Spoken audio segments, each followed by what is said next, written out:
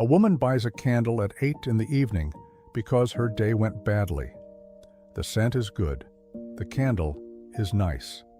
For about 11 minutes, she feels lighter. Then the feeling drains out of the room the same way the smoke does, and she is left with a candle, a slightly emptier bank account, and the same bad day she had before she bought it.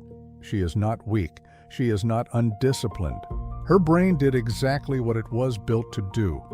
This is hedonic adaptation, and the specific mechanism behind it, the one that governs almost every emotional purchase you have ever made, is something researchers call the hedonic treadmill.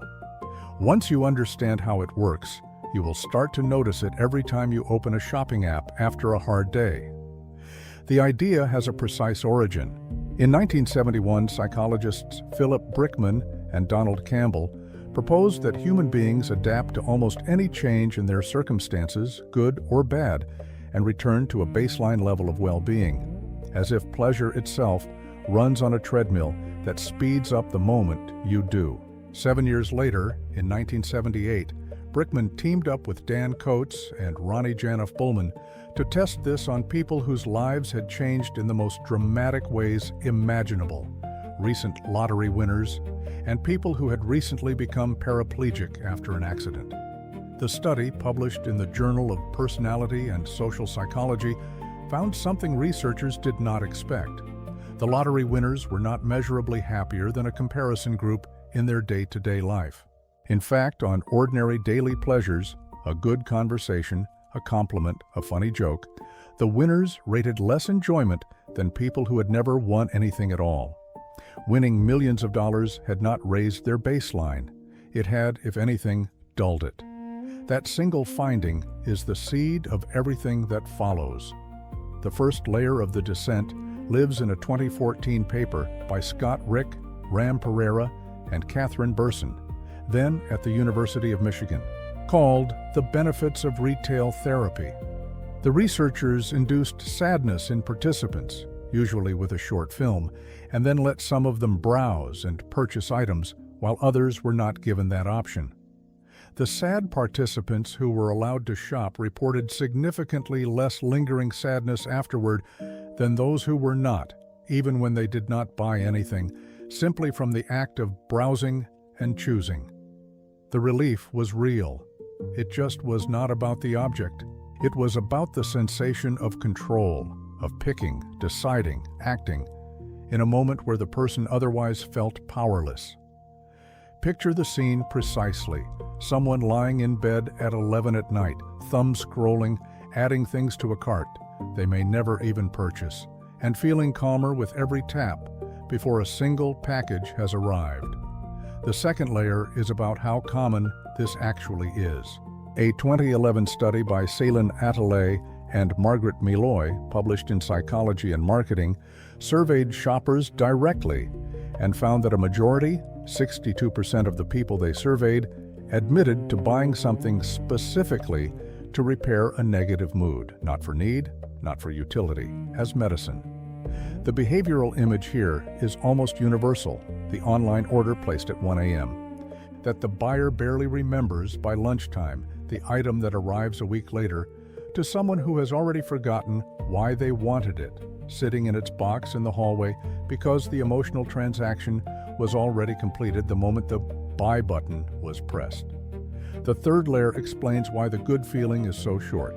Neuroscientist Brian Knudsen at Stanford ran a series of brain imaging studies in the early 2000s, tracking a region called the nucleus accumbens, a core part of the brain's reward circuitry, while participants considered and then made purchases. The activity in that region spiked hardest in the moments before the purchase, during the anticipation of getting something, and dropped sharply once the item was actually acquired. The wanting, in other words, produces more neural reward than the having.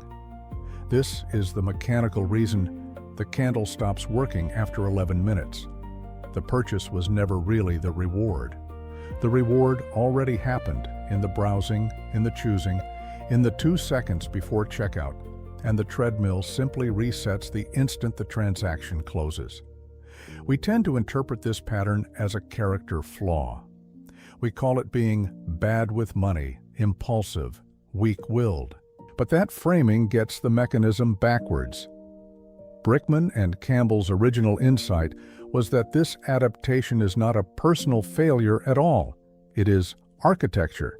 It is what a mind does when it is built to detect change rather than to register absolute levels of anything. Your brain is not measuring how good your life is.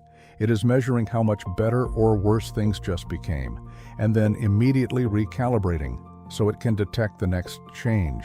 A brain that stayed thrilled by the same candle every night would be a brain poorly equipped to notice a genuine threat or a genuine opportunity. The treadmill is not broken. It is functioning exactly as evolution designed it, in a world that no longer resembles the one it was designed for. So look at your own accumulation for a moment. The gadget bought during a rough week at work, used twice, now in a drawer. The clothing bought after a breakup, tags still faintly attached, hanging at the back of the closet. The subscription renewed automatically every month for a service you signed up for during a period of stress and have not opened since. None of these were irrational in the moment.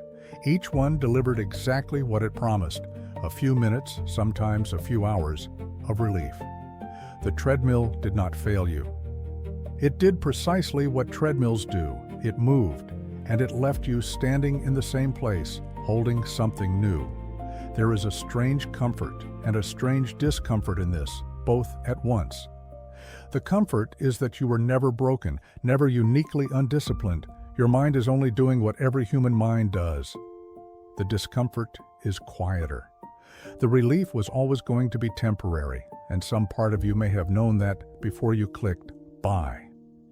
The candle burns down. The feeling burns down faster, and somewhere in a drawer, a treadmill keeps turning, waiting for the next small purchase to step onto it.